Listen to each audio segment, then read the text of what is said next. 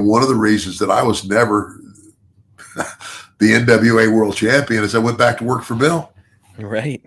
and Bill was not affiliated with the NWA. So, at the time that, when I first went to Georgia, it's because Terry Funk told me, go to Georgia, get on that TV and get over.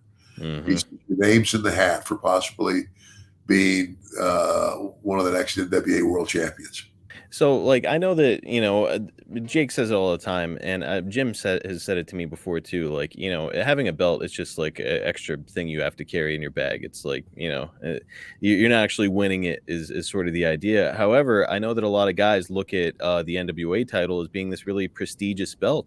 So, I mean, when you're coming back here in 1983 to Georgia, are you like, is that a goal of yours? Like, win the NWA World Heavyweight Championship? The difference, I guess, the difference here is that if you're the NWA world champion, you're going from territory to territory, and you're going to each territory and spending probably a week or maybe two, and then you go to another territory, all the territories that were affiliated with NWA, and then after you've gone to all those territories, then you start back and you go back in. So you only see a world heavyweight title match occasionally. Now it's like, you see the dang title matches every week, and to me, I'm sorry, but it weakens the value of the title. Totally agree. If you see a world title match every week, well, so what? But back then, you didn't see a world championship title match except maybe once every 3 months or 4 months.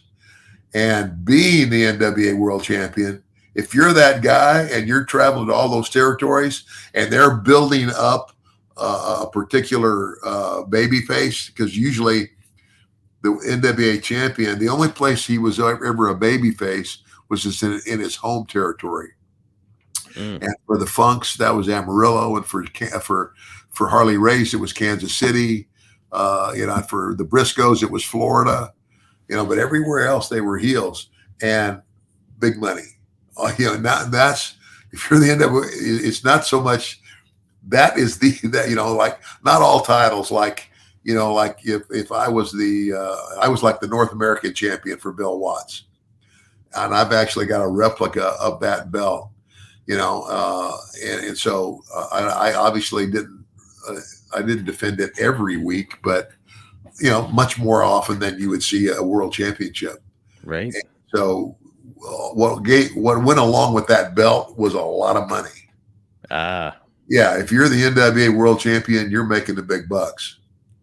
So, with all that being said, the idea of when you're getting back to Georgia is not necessarily it's your goal to win that NWA World Heavyweight Championship, but it is your goal to make as much money as possible, which Yeah, might include winning that championship, right? yeah, exactly.